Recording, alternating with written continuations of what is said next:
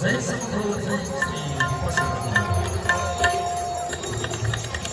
समाधानी भक्तजनहरू सधैँ आदरणीय बाबा पशुपतिनाथ तथा माता भागवत गङ्गाको नित्य सङ्गीतमय सन्ध्या आरती क्रममा प्रस्तुत भइसकेका छन्।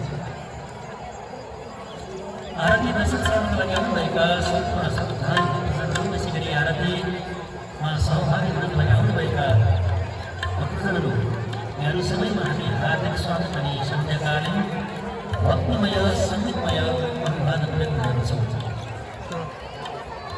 आज यस आरतीमा सहभागी हुन आउनुभएका आरती पूजकर्ता भक्तजमानहरू जो यो आरती स्तुतिमा बसिरहनु भएको छ, उसले कार्ड लगाउनु भएको छ।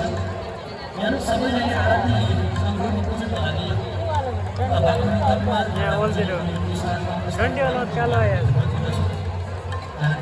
पूजनको समय भएको छ। त्यसैले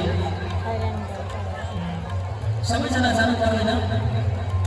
एकजना प्रतिनिधि पात्रको रूपमा एउटा परिवारबाट एकजना दुईजनासित आरती सम्पूर्ण पूजनको लागि भगवान्मा पुस्तक गर्नुमा अनुरोध गर्दछु।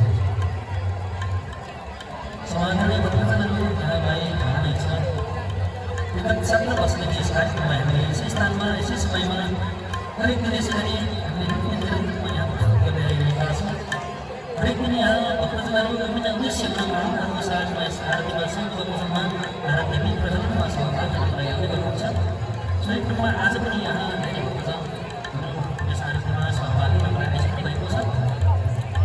अब आज यस आरतीमा सहभागी हुनुभएका भक्तजमानहरूको नाम अनि उहाँहरूको पवित्र उद्देश्य बाबा पशुपतिनाथ तथा माता भागवत गङ्गाको चरणमा वाचन गर्न गइरहेको छु।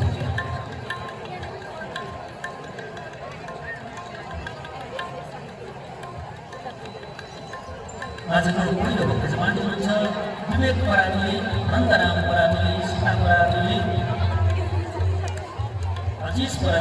आजिज पराजुली, अविनाश पराजुली, कुमारी पराजुली लगायत सम्पूर्ण परिवार हुनुहुन्छ। उच्च शिक्षा र कामको लागि जर्मनी यात्रा गर्दै हुनुहुन्छ र सोचेको कुरा पुरा होस् भन्ने उद्देश्यका साथमा आज उहाँहरू आरतीमा सहभागी हुनुभएको छ। मलाई जानकारी भएअनुसार आज नै उहाँहरूको फ्लाइट छ, आज नै प्रस्थान गर्दै हुनुहुन्छ। उहाँको जुन जर्मनी यात्रा अत्यन्तै सुखद रहोस्, जर्मनी बसाइ पनि अत्यन्तै फलदायक रहोस्। बाबा